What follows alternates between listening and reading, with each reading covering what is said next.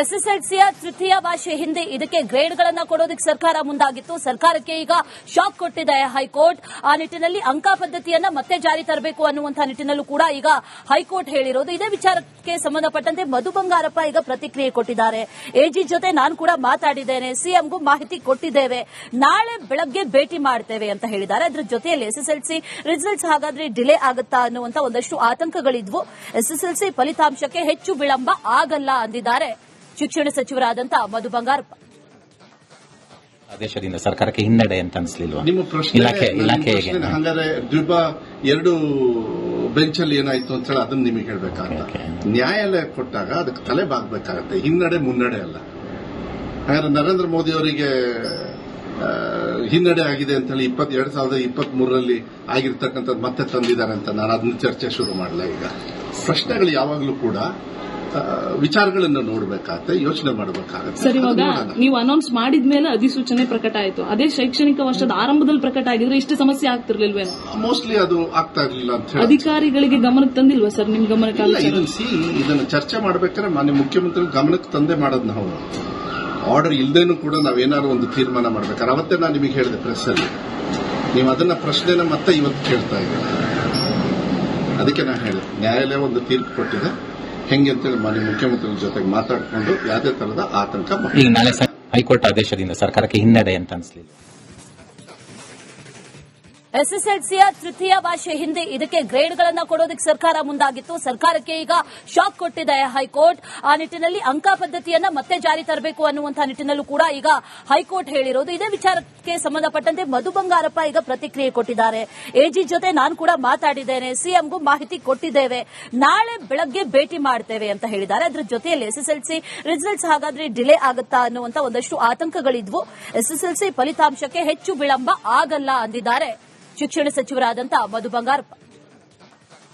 ಆದೇಶದಿಂದ ಸರ್ಕಾರಕ್ಕೆ ಹಿನ್ನಡೆ ಅಂತ ಅನಿಸಲಿಲ್ವಾ? ನಿಮ್ಮ ಪ್ರಶ್ನೆ ಹಂಗಾರೆ ಎರಡು ಬೆಂಚಲ್ಲಿ ಏನಾಯ್ತು ಅಂತ ಹೇಳಿ ಅದನ್ನ ನಿಮಗೆ ಹೇಳ್ಬೇಕಾಗತ್ತೆ. ನ್ಯಾಯಾಲಯ ಕೊಟ್ಟಾಗ ಅದಕ್ಕೆ ತಲೆ ಬಾಗಬೇಕಾಗತ್ತೆ, ಹಿನ್ನಡೆ ಮುನ್ನಡೆ ಅಲ್ಲ.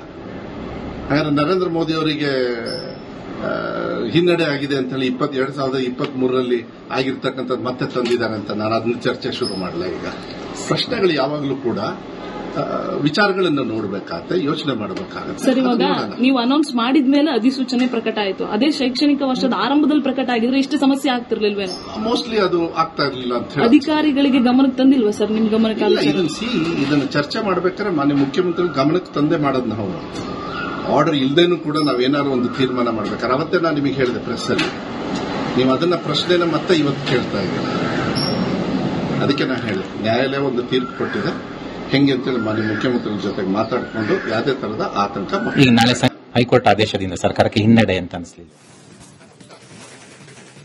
ಎಸ್ಎಸ್ಎಲ್ಸಿಯ ತೃತೀಯ ಭಾಷೆ ಹಿಂದಿ ಇದಕ್ಕೆ ಗ್ರೇಡ್ಗಳನ್ನು ಕೊಡೋದಕ್ಕೆ ಸರ್ಕಾರ ಮುಂದಾಗಿತ್ತು. ಸರ್ಕಾರಕ್ಕೆ ಈಗ ಶಾಕ್ ಕೊಟ್ಟಿದೆ ಹೈಕೋರ್ಟ್. ಆ ನಿಟ್ಟಿನಲ್ಲಿ ಅಂಕ ಪದ್ಧತಿಯನ್ನ ಮತ್ತೆ ಜಾರಿ ತರಬೇಕು ಅನ್ನುವಂತಹ ನಿಟ್ಟಿನಲ್ಲೂ ಕೂಡ ಈಗ ಹೈಕೋರ್ಟ್ ಹೇಳಿರೋದು. ಇದೇ ವಿಚಾರಕ್ಕೆ ಸಂಬಂಧಪಟ್ಟಂತೆ ಮಧು ಬಂಗಾರಪ್ಪ ಈಗ ಪ್ರತಿಕ್ರಿಯೆ ಕೊಟ್ಟಿದ್ದಾರೆ. ಎಜಿ ಜೊತೆ ನಾನು ಕೂಡ ಮಾತಾಡಿದ್ದೇನೆ, ಸಿಎಂಗೂ ಮಾಹಿತಿ ಕೊಟ್ಟಿದ್ದೇವೆ, ನಾಳೆ ಬೆಳಗ್ಗೆ ಭೇಟಿ ಮಾಡ್ತೇವೆ ಅಂತ ಹೇಳಿದ್ದಾರೆ. ಅದರ ಜೊತೆಯಲ್ಲಿ ಎಸ್ಎಸ್ಎಲ್ಸಿ ರಿಸಲ್ಟ್ಸ್ ಹಾಗಾದ್ರೆ ಡಿಲೇ ಆಗುತ್ತಾ ಅನ್ನುವಂತ ಒಂದಷ್ಟು ಆತಂಕಗಳಿದ್ವು. ಎಸ್ಎಸ್ಎಲ್ಸಿ ಫಲಿತಾಂಶಕ್ಕೆ ಹೆಚ್ಚು ವಿಳಂಬ ಆಗಲ್ಲ ಅಂದಿದ್ದಾರೆ ಶಿಕ್ಷಣ ಸಚಿವರಾದಂತಹ ಮಧು ಬಂಗಾರಪ್ಪ. ಆದೇಶದಿಂದ ಸರ್ಕಾರಕ್ಕೆ ಹಿನ್ನಡೆ ಅಂತ ಅನಿಸಲಿಲ್ವಾ? ನಿಮ್ಮ ಪ್ರಶ್ನೆ ಹಂಗಾರೆ ಎರಡು ಬೆಂಚಲ್ಲಿ ಏನಾಯ್ತು ಅಂತ ಹೇಳಿ ಅದನ್ನ ನಿಮಗೆ ಹೇಳ್ಬೇಕಾಗತ್ತೆ. ನ್ಯಾಯಾಲಯ ಕೊಟ್ಟಾಗ ಅದಕ್ಕೆ ತಲೆ ಬಾಗಬೇಕಾಗತ್ತೆ, ಹಿನ್ನಡೆ ಮುನ್ನಡೆ ಅಲ್ಲ.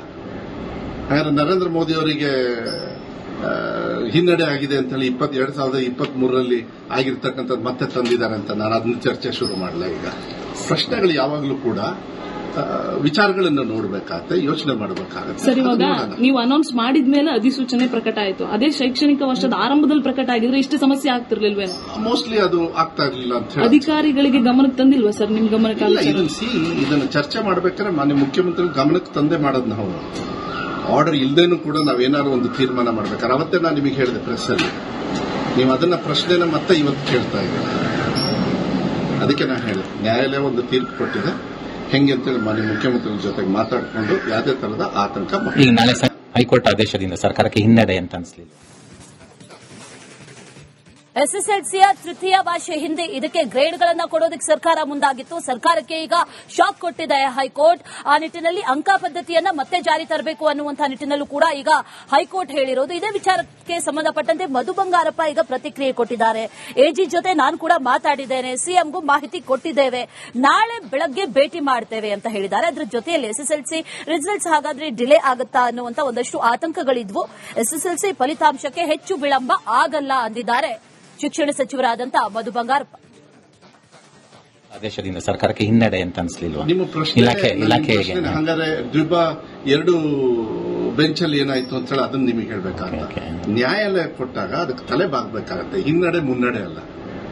ಹಾಗಾದ್ರೆ ನರೇಂದ್ರ ಮೋದಿ ಅವರಿಗೆ ಹಿನ್ನಡೆ ಆಗಿದೆ ಅಂತ ಹೇಳಿ 2023 ಆಗಿರ್ತಕ್ಕಂಥದ್ದು ಮತ್ತೆ ತಂದಿದ್ದಾರೆ ಅಂತ ನಾನು ಅದನ್ನ ಚರ್ಚೆ ಶುರು ಮಾಡಲ್ಲ. ಈಗ ಪ್ರಶ್ನೆಗಳು ಯಾವಾಗಲೂ ಕೂಡ ವಿಚಾರಗಳನ್ನು ನೋಡಬೇಕಾಗತ್ತೆ, ಯೋಚನೆ ಮಾಡಬೇಕಾಗತ್ತೆ. ಸರ್, ಇವಾಗ ನೀವು ಅನೌನ್ಸ್ ಮಾಡಿದ್ಮೇಲೆ ಅಧಿಸೂಚನೆ ಪ್ರಕಟ ಆಯಿತು. ಅದೇ ಶೈಕ್ಷಣಿಕ ವರ್ಷದ ಆರಂಭದಲ್ಲಿ ಪ್ರಕಟ ಆಗಿದ್ರೆ ಇಷ್ಟು ಸಮಸ್ಯೆ ಆಗ್ತಿರ್ಲಿಲ್ವೇನೋ? ಮೋಸ್ಟ್ಲಿ ಅದು ಆಗ್ತಾ ಇರಲಿಲ್ಲ ಅಂತ ಹೇಳಿ ಅಧಿಕಾರಿಗಳಿಗೆ ಗಮನಕ್ಕೆ ತಂದಿಲ್ವಾ ಸರ್? ನಿಮ್ ಗಮನಕ್ಕೆ ಇದನ್ನು ಚರ್ಚೆ ಮಾಡಬೇಕಾದ್ರೆ ಮಾನ್ಯ ಮುಖ್ಯಮಂತ್ರಿ ಗಮನಕ್ಕೆ ತಂದೆ ಮಾಡೋದು ನಾವು. ಆರ್ಡರ್ ಇಲ್ದೇನೂ ಕೂಡ ನಾವೇನಾದ್ರು ಒಂದು ತೀರ್ಮಾನ ಮಾಡ್ಬೇಕಾದ್ರೆ ಅವತ್ತೇ ನಾನು ನಿಮಗೆ ಹೇಳಿದೆ ಪ್ರೆಸ್ ಅಲ್ಲಿ, ನೀವು ಅದನ್ನ ಪ್ರಶ್ನೆನ ಮತ್ತೆ ಇವತ್ತು ಕೇಳ್ತಾ ಇದ್ದೀರ. ಅದಕ್ಕೆ ನಾನು ಹೇಳಿದೆ ನ್ಯಾಯಾಲಯ ಒಂದು ತೀರ್ಪು ಕೊಟ್ಟಿದೆ, ಹೆಂಗೆ ಅಂತೇಳಿ ಮಾನ್ಯ ಮುಖ್ಯಮಂತ್ರಿ ಜೊತೆಗೆ ಮಾತಾಡಿಕೊಂಡು ಯಾವುದೇ ತರಹದ ಆತಂಕ. ಈಗ ನಾಳೆ ಹೈಕೋರ್ಟ್ ಆದೇಶದಿಂದ ಸರ್ಕಾರಕ್ಕೆ ಹಿನ್ನಡೆ ಅಂತ ಅನ್ಸ್ಲಿಲ್ಲ? ಎಸ್ಎಸ್ಎಲ್ಸಿಯ ತೃತೀಯ ಭಾಷೆ ಹಿಂದಿ ಇದಕ್ಕೆ ಗ್ರೇಡ್ಗಳನ್ನ ಕೊಡೋದಕ್ಕೆ ಸರ್ಕಾರ ಮುಂದಾಗಿತ್ತು. ಸರ್ಕಾರಕ್ಕೆ ಈಗ ಶಾಕ್ ಕೊಟ್ಟಿದೆ ಹೈಕೋರ್ಟ್. ಆ ನಿಟ್ಟಿನಲ್ಲಿ ಅಂಕ ಪದ್ಧತಿಯನ್ನ ಮತ್ತೆ ಜಾರಿ ತರಬೇಕು ಅನ್ನುವಂತಹ ನಿಟ್ಟಿನಲ್ಲೂ ಕೂಡ ಈಗ ಹೈಕೋರ್ಟ್ ಹೇಳಿರೋದು. ಇದೇ ವಿಚಾರಕ್ಕೆ ಸಂಬಂಧಪಟ್ಟಂತೆ ಮಧು ಬಂಗಾರಪ್ಪ ಈಗ ಪ್ರತಿಕ್ರಿಯೆ ಕೊಟ್ಟಿದ್ದಾರೆ. ಎಜಿ ಜೊತೆ ನಾನು ಕೂಡ ಮಾತಾಡಿದ್ದೇನೆ, ಸಿಎಂಗೂ ಮಾಹಿತಿ ಕೊಟ್ಟಿದ್ದೇವೆ, ನಾಳೆ ಬೆಳಗ್ಗೆ ಭೇಟಿ ಮಾಡ್ತೇವೆ ಅಂತ ಹೇಳಿದ್ದಾರೆ. ಅದರ ಜೊತೆಯಲ್ಲಿ ಎಸ್ಎಸ್ಎಲ್ಸಿ ರಿಸಲ್ಟ್ಸ್ ಹಾಗಾದ್ರೆ ಡಿಲೇ ಆಗುತ್ತಾ ಅನ್ನುವಂತ ಒಂದಷ್ಟು ಆತಂಕಗಳಿದ್ವು. ಎಸ್ಎಸ್ಎಲ್ಸಿ ಫಲಿತಾಂಶಕ್ಕೆ ಹೆಚ್ಚು ವಿಳಂಬ ಆಗಲ್ಲ ಅಂದಿದ್ದಾರೆ ಶಿಕ್ಷಣ ಸಚಿವರಾದಂತಹ ಮಧು ಬಂಗಾರಪ್ಪ. ಆದೇಶದಿಂದ ಸರ್ಕಾರಕ್ಕೆ ಹಿನ್ನಡೆ ಅಂತ ಅನ್ಸ್ಲಿಲ್ವಾ? ನಿಮ್ಮ ಪ್ರಶ್ನೆ ಹಂಗಾರೆ ಎರಡು ಬೆಂಚಲ್ಲಿ ಏನಾಯ್ತು ಅಂತ ಹೇಳಿ ಅದನ್ನ ನಿಮಗೆ ಹೇಳ್ಬೇಕಾಗತ್ತೆ. ನ್ಯಾಯಾಲಯ ಕೊಟ್ಟಾಗ ಅದಕ್ಕೆ ತಲೆ ಬಾಗ್ಬೇಕಾಗತ್ತೆ, ಹಿನ್ನಡೆ ಮುನ್ನಡೆ ಅಲ್ಲ.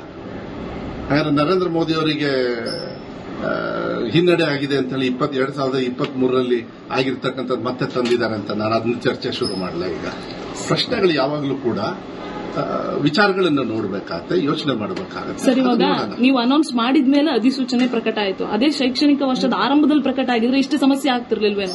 ಮೋಸ್ಟ್ಲಿ ಅದು ಆಗ್ತಾ ಇರಲಿಲ್ಲ ಅಂತ ಹೇಳಿ ಅಧಿಕಾರಿಗಳಿಗೆ ಗಮನಕ್ಕೆ ತಂದಿಲ್ವಾ ಸರ್? ನಿಮ್ ಗಮನಕ್ಕೆ ಇದನ್ನು ಚರ್ಚೆ ಮಾಡಬೇಕಾದ್ರೆ ಮಾನ್ಯ ಮುಖ್ಯಮಂತ್ರಿ ಗಮನಕ್ಕೆ ತಂದೆ ಮಾಡೋದು ನಾವು. ಆರ್ಡರ್ ಇಲ್ದೇನೂ ಕೂಡ ನಾವೇನಾದ್ರು ಒಂದು ತೀರ್ಮಾನ ಮಾಡ್ಬೇಕಾದ್ರೆ ಅವತ್ತೇ ನಾನು ನಿಮಗೆ ಹೇಳಿದೆ ಪ್ರೆಸ್ ಅಲ್ಲಿ, ನೀವು ಅದನ್ನ ಪ್ರಶ್ನೆನ ಮತ್ತೆ ಇವತ್ತು ಕೇಳ್ತಾ ಇದ್ದೀರ. ಅದಕ್ಕೆ ನಾನು ಹೇಳಿದೆ ನ್ಯಾಯಾಲಯ ಒಂದು ತೀರ್ಪು ಕೊಟ್ಟಿದೆ, ಹೆಂಗೆ ಅಂತೇಳಿ ಮಾನ್ಯ ಮುಖ್ಯಮಂತ್ರಿ ಜೊತೆಗೆ ಮಾತಾಡಿಕೊಂಡು ಯಾವುದೇ ತರಹದ ಆತಂಕ. ಈಗ ನಾಳೆ ಹೈಕೋರ್ಟ್ ಆದೇಶದಿಂದ ಸರ್ಕಾರಕ್ಕೆ ಹಿನ್ನಡೆ ಅಂತ ಅನ್ಸ್ಲಿಲ್ಲ? ನ್ಯಾಯಾಲಯ ಒಂದು ತೀರ್ಪು ಕೊಟ್ಟಿದೆ, ಹೆಂಗೆ ಅಂತೇಳಿ ಮಾನ್ಯ ಮುಖ್ಯಮಂತ್ರಿ ಜೊತೆಗೆ ಮಾತಾಡಿಕೊಂಡು ಯಾವುದೇ ತರಹದ ಆತಂಕ. ಈಗ ನಾಳೆ ಹೈಕೋರ್ಟ್ ಆದೇಶದಿಂದ ಸರ್ಕಾರಕ್ಕೆ ಹಿನ್ನಡೆ